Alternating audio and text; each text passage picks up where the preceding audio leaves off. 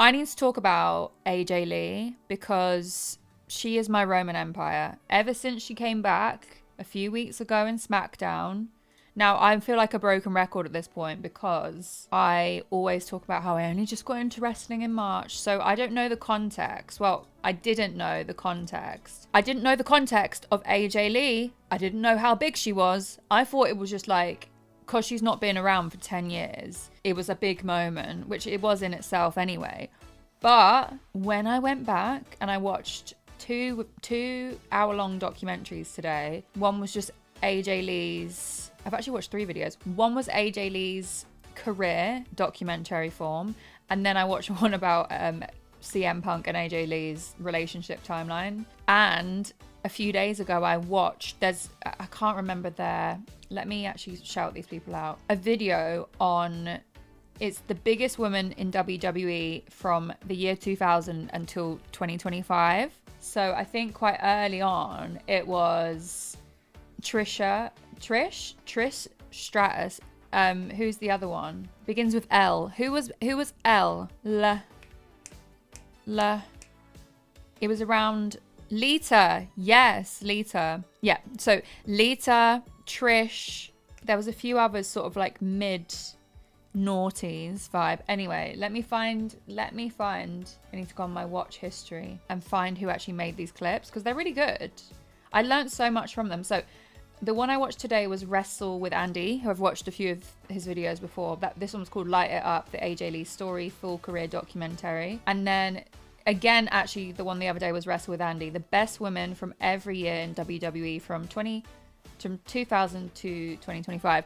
What I learned from that is that from about 2012 to 2015, forget about it. If you're not AJ Lee, like, she was the top. So when she returned in SmackDown, they built it up so much from Clash in Paris to then Raw the next evening. And it was then all the memes started right online of people speculating, oh, will AJ Lee actually return? And then there was the memes of me when I'm disappointed on Friday when Rhea, and Rhea's my favourite wrestler, but obviously if everyone's expecting AJ Lee, if Rhea Ripley came out, there would be somewhat disappointment. So, and if you clocked on, it was Michael Cole and Corey Graves on SmackDown, when they started the show, they were like, this is going to be a show to remember.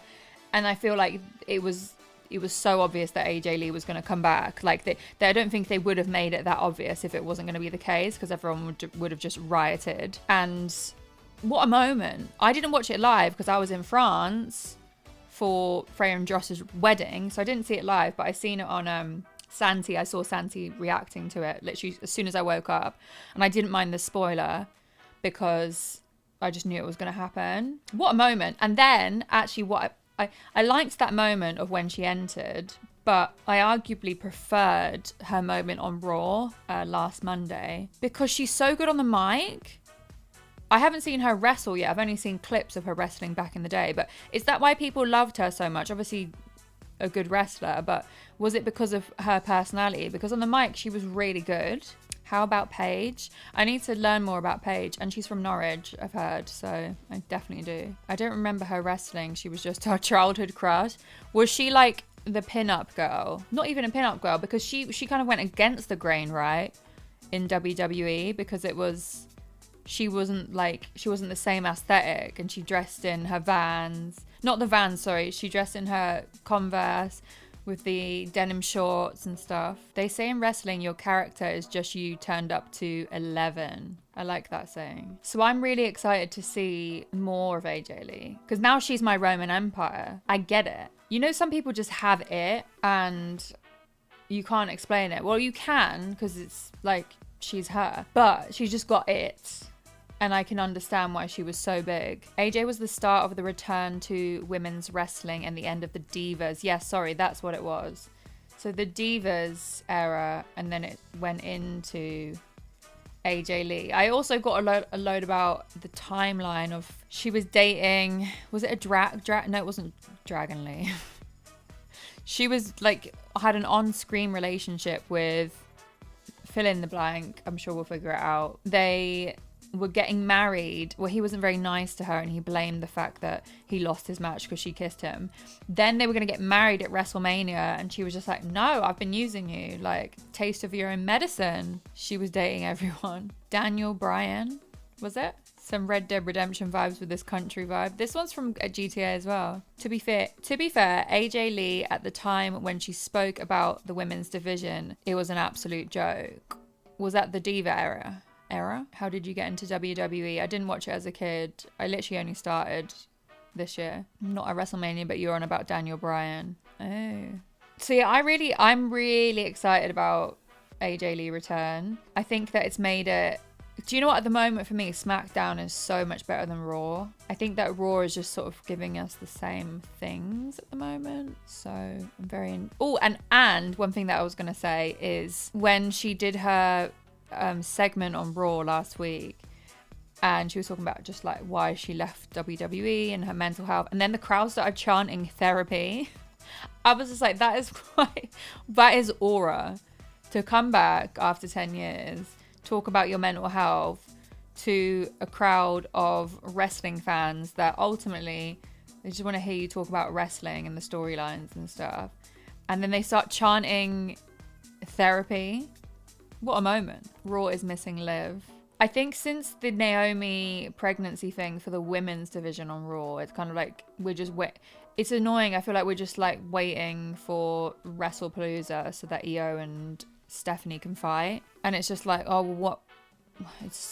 We've been waiting for ages now. It feels like since before Clash for something to happen. Raw is much better. SmackDown 20 to 24 was so good. No, I'm saying the past few weeks SmackDown has been better. I hope Paige comes back. Why did Paige leave? When did Paige leave?